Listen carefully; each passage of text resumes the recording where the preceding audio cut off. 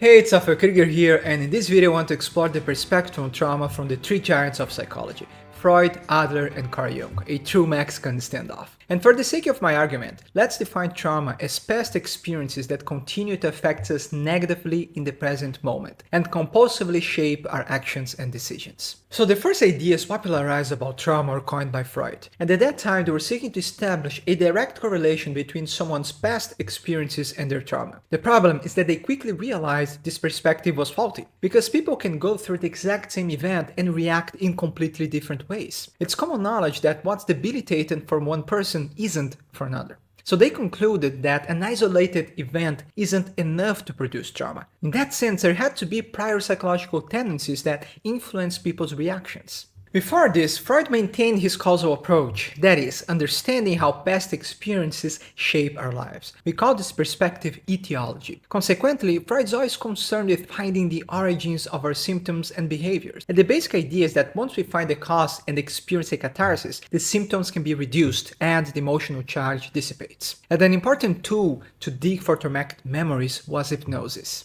Now, Adler proposes the exact opposite and completely rejects this notion of trauma. Instead of looking at the past, he says we must adopt a future-oriented approach called teleology. In his view, symptoms are meant to be interpreted under the paradigm of a goal to be achieved. Moreover, Adler states that the most important factor lies in the subjective meaning and value we attribute to what happened, as it shapes how we deal with it. And interestingly, this is one of the foundations of CBT. And understanding Adler is quite simple, and to illustrate his perspective, I will share a personal example. As a kid, I got sick one day, and my mom allowed me to miss school. And this got stuck in my mind. And a few weeks later, I used the same strategy because I wanted to miss school again. Probably because I was avoiding dealing with a presentation. And it's crazy because part of me knew what I was doing, but at the same time, I really felt physically sick and spent most of the day in bed. And it's clear that these symptoms had a goal to be achieved. The problem is that many people carry these maladaptive strategies to adult life and play the victim to avoid taking responsibility and weaponize their incompetence. Adler goes so far as to say that the baby is the most powerful being on the planet, since through their fragility babies can freely unleash their wrath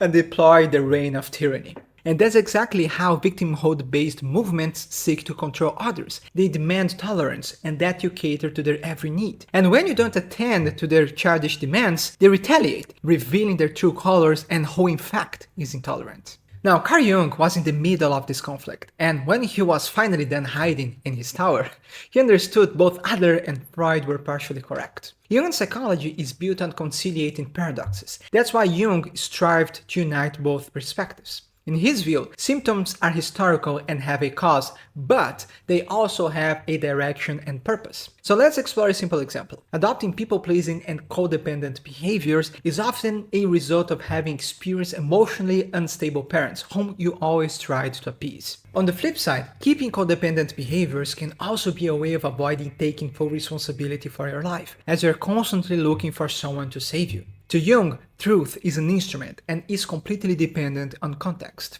Moreover, Carl Jung coincides with the idea that our subjective individual predispositions directly influence our interpretation of reality, and he takes this one step further with his work on the psychological types. He explains that the psyche is structured around four functions, namely thinking, feeling, sensation, and intuition, and also possesses an extroverted and introverted tendency. And this leads us to the most important concept in Jungian psychology, that is conscious attitude. This is basically how a person is wired. It's a sum of their belief system, core values, individual predispositions, and their typology. In summary, conscious attitude is someone's modus operandi. In that sense, Carl Jung doesn't work with the Freudian notion of trauma either. He focuses on the psychodynamics between conscious and unconscious, and explains that neurosis happens when we adopt a rigid and unilateral conscious attitude, which allows complexes to dominate the individual. Therefore, Jungian psychology focuses on correcting someone's conscious attitude, to reach harmony between the conscious and unconscious mind and develop the personality. And now, the verdict. Well, in a Mexican standoff, there is no man standing. And whenever we discuss paradoxical views, that's exactly what ends up happening. Most people aren't willing to be flexible and want to own the truth. The problem is that staying with only one approach invariably leads to a unilateral perspective and produces blind spots. Also, the research on trauma has advanced quite a lot, and we have to account for new possibilities. But saying that these three giants are dated is pure ignorance, since many modern approaches are trying to reinvent the wheel. So now, I'll share my views on the pros and cons of each approach, based on my personal and professional experience. The causal perspective is excellent for helping us uncover the origins of our behaviors, spot patterns, and understand why we are the way we are. It makes us feel validated and realize we are not crazy, and dissipate the emotional charge of certain memories. Moreover, this knowledge helps us separate what is our responsibility from others, and in many cases, it helps people forgive their caregivers once they understand their past. But staying with the causal perspective often makes people feel stuck in the past and creates a neurotic obsession with finding the ultimate why. The problem is that no why or explanation is ever satisfying, and since we can't change the past, this can easily lead to victimhood by using past experiences to justify our behaviors. Moreover, it's impossible to establish definite causes for our psychological development, as the individual component is always more prevalent. When we study attachment styles, for instance, it's clear that the same environment can evoke either one of them. Obviously, we can infer correlations, but never direct causation. Now, Adler's approach is excellent to bring us to the present moment and envision a better future. It helps us overcome the effects of a victim mentality and regain our power. But of course, this comes with the price of taking full responsibility for our actions and decisions, as more often than not, we are the ones creating our own suffering. However, it can obviously overlook the effect of certain experiences, and patterns can be missed. Lastly, Carl Jung was a Jedi master of psychodynamics, as he created a map to decode the symbolic language of the unconscious. Ideas like the shadow can easily be integrated with any psychological approach, and his typological method is a legendary tool to understand individual tendencies and the human psyche. On the flip side, Jung's ideas can be hard to grasp and apply. There's a tendency for useless abstractions and excessive mental masturbation in the Jungian community. And when you learn about all the New Age nonsense, it's easy to understand why so many people don't take Jungian psychology seriously. Moreover, although Carl Jung urged people to apply their insights to real life, he never left a step-by-step and overly focused on symbolism. And it's interesting that Jung was aware of secret link between mind and matter, and even said there is a psychic element in matter.